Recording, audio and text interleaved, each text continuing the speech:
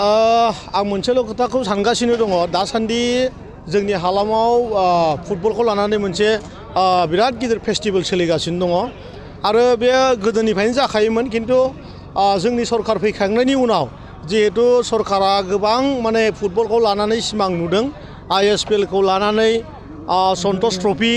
आरो नैबे बावैसो उनाव थांनाय समाव दुरान्ड काप जालांबाय फैगौ समाव आरो दुरान्ड काप जानो थांगासिनो दङ आरो जोंनि भारत हादरावबो जोंनि बर' फिसा 14 दिनै माने फुटबल टीमाव दिनै गेलेनो आगान होनो मोनदों बेखौ लानानैनो बेवहाय मोनसे सेलिब्रेशनफोर बायदि जागासिनो दङ आरो दिनै जोंहा लोक्षि बाजाराव लोब लोब मानसि हाजार मानसिया दिनै फुटबल इन्जय खालामगासिनो दं आरोखि बेखौ लानानै 100% जोङो फुटबलखौ लानानै फैगौ समाव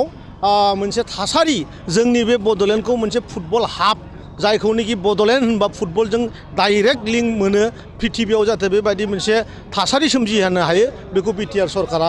गोगोमै नाजागासिनो दं आरोखि नोंथांखौ जोङो सम ससियेल मिडियायाव मोनो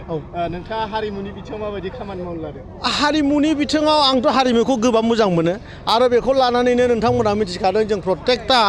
डिस्ट्रिक्ट हेडक्वार्टाराव बे बाराव सिनेमा हल बानायनो थांगासिनो दङ गोबां थियाटारखौ 5 लाखखौ लानानै 2 लाख बेबायदि रां जों होगासिनो दङ आरो फैगौ नैबे बोसोरनि गेजेराव मोजां जायफ्रा आर्टिस्ट सिंगार जायफ्रा माने एक्टिं खालामग्रा बेबायदि 50 जन जायफोर माने आर्टिस्टफोर दं बिथांमोनखौ जोङो वान टाइम मोनसे बेनिफिट होनो थांगासिनो दङ बेबायदि सरकारा गोबां माने थालांनाय जि हाबाफारि दंमोन बेखौ फोथांनो थाखाय खामानि मावगासिनो दं आरोखि नोंथाङा मोजां मोननाय दोंसे मेथाइ रोजाबनानै दिन्थिनो आंथ' आलायारनखौ बिराद मोजां मोनो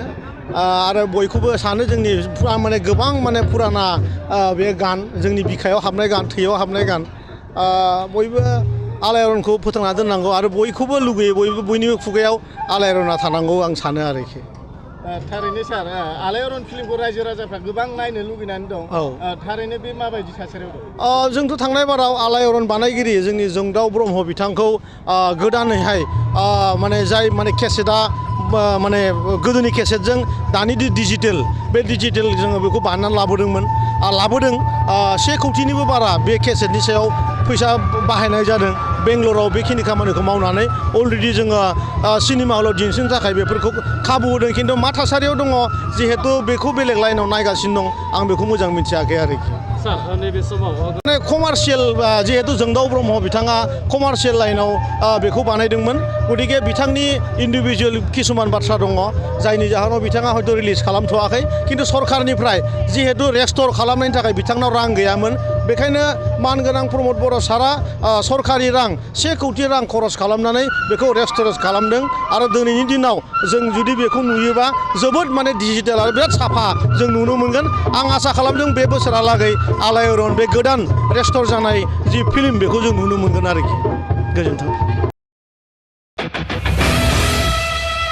सेरफांगुरियाव बाजाज बाइक लानो गोसो गुदुं सुबुंफोरनि थाखाय गाहाम खौरां क'क्राझार जिल्ला सेरफांगुरियाव थानाय फुंखा एन्टारप्राइज बाजाज शोरुमा फैगौ 25 सेप्तेम्बरनिफ्राय 29 सेप्तेम्बरसिम मेगा लर्न काम एक्सचेन्ज मेला खुंफुंगोन बायगिरि नोंथांमोनखौ मिथिहोहरनाय जायोदि डाउन पेमेन्टआ RC इन्सुरेन्स लाफानानै 10,999 रांनिफ्रायनो जागायगोन आरो 500 रां होग्रोनानै गोसोबायदि बाइकखौ आवग्रिना दोननो हागोन नोंथांमोनहा सेरफांगुरियाव थानाय फुंखा एन्टारप्राइज बाजाज शोरुमजों लोगोसे कुसुगाव फेस्टिभ आउटलेट आरो सराइबिल फेस्टिभ आउटलेट ब्रान्च शोरुमावबो खुंफुंजानाय मेगा लर्न काम एक्सचेन्ज मेलायाव फैनानै नोंथांनि लुबैनाय बाजाजनि बाइकखौ लांफैनो हागोन बाजाजनि बाइक सालायनो मोजां मोनग्रा रायजो राजाफोरनि फुंखा एन्टारप्राइज बाजाज शोरुमा लोगोसे मोजां अफारबो लाबोदों